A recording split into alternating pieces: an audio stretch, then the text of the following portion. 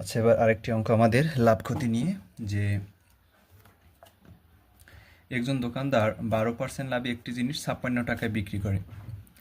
অর্থাৎ এই 56 টাকার ভিতরে তার 12% লাভ ইনক্লুড আছে, অন্তর্ভুক্ত আছে 12% লাভ।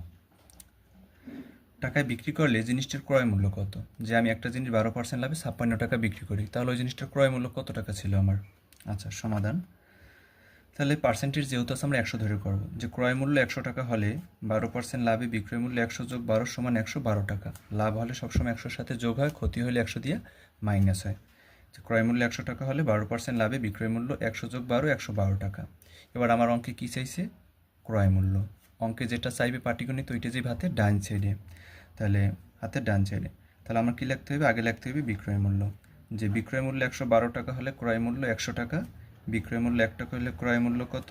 বিক্রয় মূল্য 56 টাকা হলে ক্রয় মূল্য কত? এবার আমরা কাটাকাটি করি।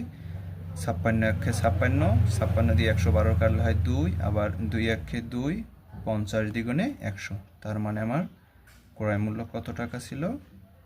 50 টাকা।